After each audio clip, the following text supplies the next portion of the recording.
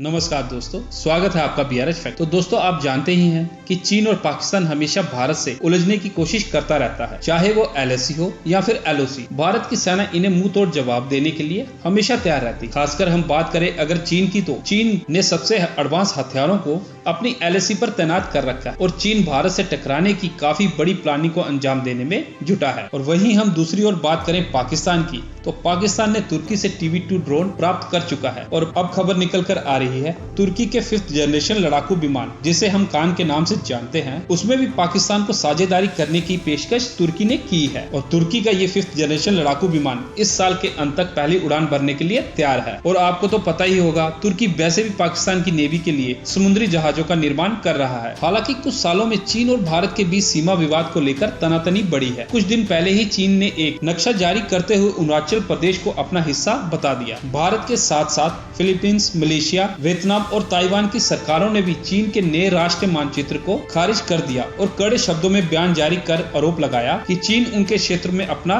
दावा कर रहा है। और दोस्तों, भारत भी चीन की इस चाल को भलीभांति समझता है और भारत ने अपनी तीनों सेनाओं को सक्षम बनाने के लिए नए नए हथियार अपनी सेना के लिए बना रहा है। और जिन हथियारों को अभी बनाने में देरी लग रही है, उन हथियारों को हम अपने मित्र देशों से इम्पोर्ट भी कर रहे हैं, जिससे हमारी सीमाएं सुरक्षित हो सके और युद्ध के समय इन हथियारों से अपने दुश्मन देशों की कमर तोड़ सके। दोस्तों, आज की वीडियो में हम आपको भारत में शामिल होने वाले कुछ फ्यूचर के एडवांस लड़ाकू विमानों की बात करेंगे और आपको बताएंगे कि ये कितने खतरनाक और कितने एडवांस हथियार होने वाले, जिससे पूरी दुनिया के पसीने छूटना तय है। वीडियो पर आगे बढ़ने से पहले आपसे एक छोटी सी रिक्वेस्ट है, अगर आपने मेरे चैनल को सब्सक्राइब नहीं किया है तो प्लीज सब्सक्राइब कर लेना और बेल आइकन को भी प्रेस कर दें ताकि आपको आने वाली वीडियो की नोटिफिकेशन मिल जाए। तो चलिए चलते हैं बिना टाइम गवाए अपनी वीडियो पर। तो दोस्तों, पहले नंबर पर आता है एमका, यानी कि एडवांस मीडियम कॉम्बैक्ट एयरक्राफ्ट। ये एक twin engine based advance medium combat aircraft होगा। एमका में 2 इंजन होंगे, जिनमें जनरल इलेक्ट्रॉनिक 414 इंजन लगे होंगे। इस जेट में सबसे खास बात ये होगी, ये पहला स्वदेशी 2 इंजन वाला फाइटर जेट होगा और इसका डिजाइन ऐसा होगा कि दुश्मन के रडार भी इसे नहीं पकड़ पाएंगे। ये फाइटर जेट आसमान में करीब 10 घंटे लगातार उड़ान भरने में सक्षम होगा। साथ ही इसमें पायलटों को इतनी लंबी उड़ान भरने में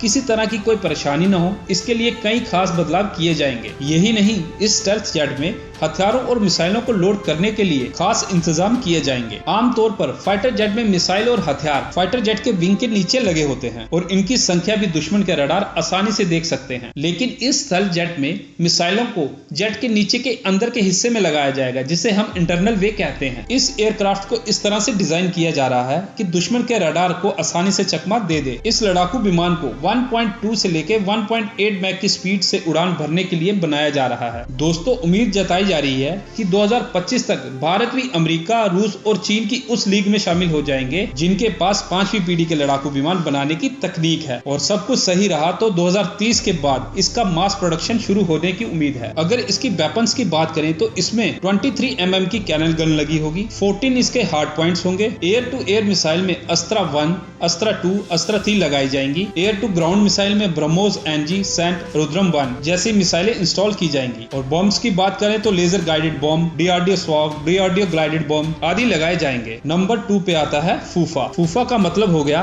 फ्यूचरिस्टिक अनमैन्ड फाइटर एयरक्राफ्ट। ये फ्यूचर का एक ऐसा लड़ाकू विमान होगा जो दुश्मन को चैन की नींद नहीं सोने देगा। दोस्तों, ये भारत का पहला 6th जनरेशन लड़ाकू विमान होगा जो एमका से भी ज्यादा एडवांस होगा। ये पूरे तरीके से स्टेल्थ लड़ाकू विमान होगा, इसे कोई भी रेडार डिटेक्ट नहीं कर पाएगा। और इसकी सबसे बड़ी कैपेबिलिटी ये होगी कि इसमें 2 ऑप्शन होंगे। पहले ऑप्शन में जिसे आप पायलट के साथ उड़ा सकते हैं और दूसरे ऑप्शन में आप इस विमान को बिना पायलट के भी उड़ा सकते हैं, यानी कि ये एक ड्रोन की तरह भी काम करेगा। आने वाले समय में ये एयरक्राफ्ट पायलटों की जरूरत को भी खत्म कर देगा। जैसे कि ड्रोन को उड़ाने के लिए किसी भी पायलट की जरूरत नहीं होती, उसी तरह इसी विमान को उड़ाने के लिए किसी भी पायलट की जरूरत नहीं होगी। और इसमें एक टेक्नोलॉजी और यूज की जा रही है जिसे हम सेल्फ हीलिंग टेक्नोलॉजी कहते हैं। इस टेक्नोलॉजी के माध्यम से ये लड़ाकू विमान युद्ध की स्थिति में क्षतिग्रस्त होने पर उस डैमेज को खुद ही रिपेयर कर पाएगा। और डीआरडीओ के वैज्ञानिक इस टेक्नोलॉजी को बनाने के बहुत ही ज्यादा करीब है। इसके साथ ही ये माना जा रहा है कि इस फूफा लड़ाकू विमान में किसी भी तरह के हथियारों को इस्तेमाल नहीं किया जाएगा, बल्कि इसमें लेजर वेपन इस्तेमाल किए जाएंगे। आमतौर पर लड़ाकू विमानों में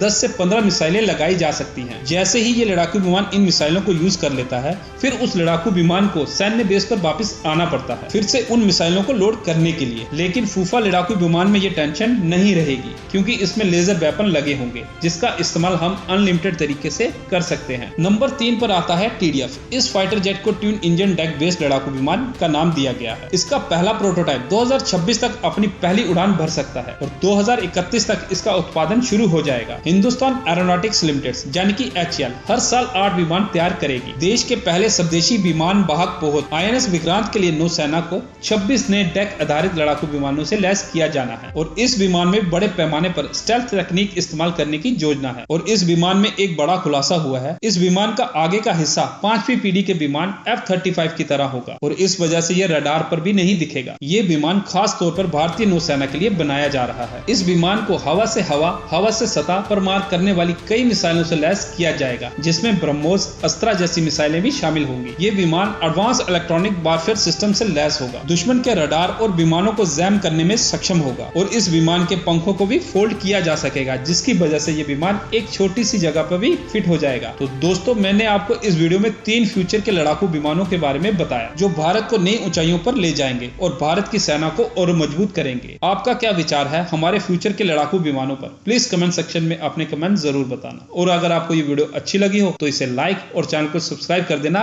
जय हिंद।